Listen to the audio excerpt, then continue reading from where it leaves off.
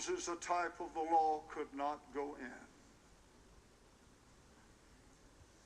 The Jordan River is down in a depression at the bottom of the slope of that mountain, and it rises again on the other side up to the city of Jericho.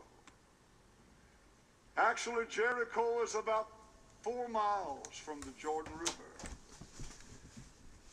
And as the Jordan feeds into the Dead Sea, the lowest place on earth, the Dead Sea, as I stood there that day looking at the Jordan before me, Jericho in the distance, looking at Canaan land as Moses and the children of Israel would have seen it that day so long, long ago. When that took place, they're going into Canaan.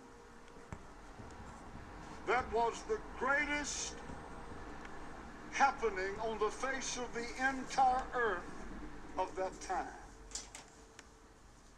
It had been predicted by Abraham as the Lord spoke to him that his progeny, his heirs would inherit this land, the land of which would be Israel, then was Canaan. And now the time had come, after some 440 years, nearly 500 years had passed, and they were about to go in. The single most important thing on the face of the earth. But yet something will happen now that tells us many things. It tells us of the love of God and how much a soul is worth to him. It tells us the lengths to which God will go to bring that soul into the kingdom, or at least to give them an opportunity.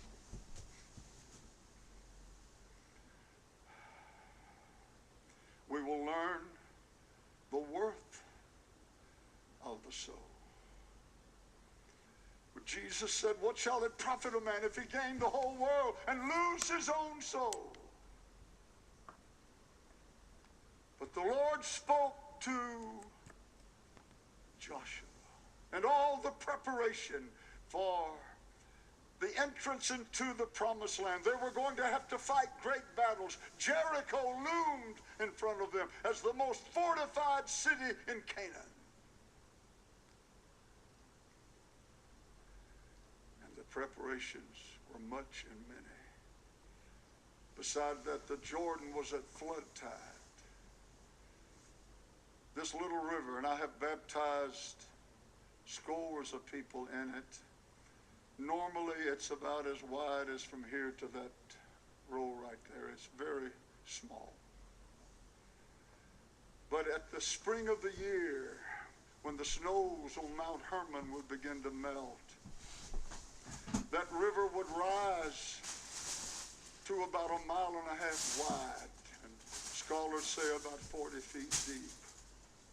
It doesn't do that now because irrigation takes out all the water. But then there was no irrigation. So all the preparation was being made. Joshua, with a burden upon him, as God began to give him instructions and directions as to what to do. But then he said something to the great warrior. Get 2 men and send those 2 men over into Jericho to reconnoiter the land and the city. Now, the Lord didn't even really tell him what to look for. He didn't explain anything to Joshua. This is the reason these 2 men are going in. Most of the time when God deals with us, he very seldom gives us the end from the beginning and the beginning to the end. He will tell us and give us very few instructions because he wants us to learn to look to him, to believe him, to lean on him. For every step that we take, and I don't care who you are, he will lead you and guide you. For you see, he's the only one who knows the way through the wilderness. Glory to God. Somebody ought to get happy. It might be a wilderness that he's leading you through, but he will take you by the hand and lead you and guide you every step of the way and meet every need that you have. Send 2 men over into Canaan, into the city of Jericho. I can imagine those 2 men might have said, well, Joshua, son of Nun, what are we to do? I don't know what you are to do. Just go. Reconnoiter the land. It didn't have one iota of significance to them going into Canaan. Those 2 spies did not have anything to do with what God would do to open the Jordan and cause the Jericho walls to fall down. There was another reason for it. Now listen. God saw the heart cry of a poor, dispossessed daughter of Adam's fallen race named Rahab. She was probably anywhere between 17 and 19 years old. She was the member of a doomed race. She worshiped Chemosh. To Chemosh, several times a year, a little girl or a little boy would be offered up as a human sacrifice.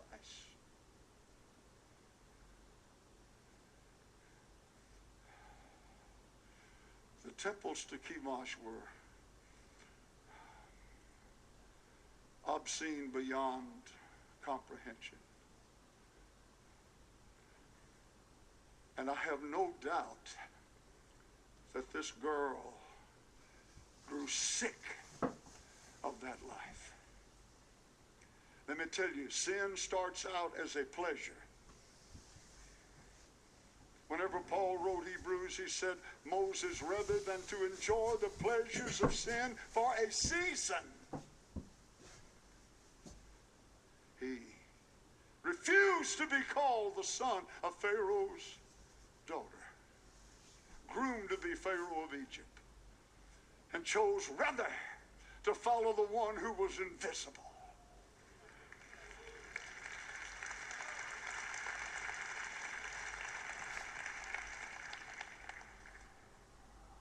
But God knew in that city of Jericho there was this young woman who had a heart for God. She did not know how to accept the Lord.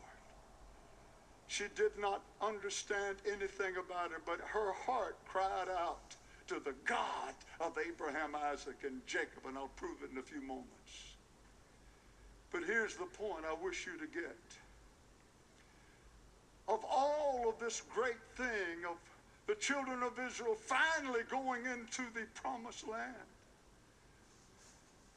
of all of this 2 million plus and Jericho looming before them, and all that they were faced with, God stopped the whole thing.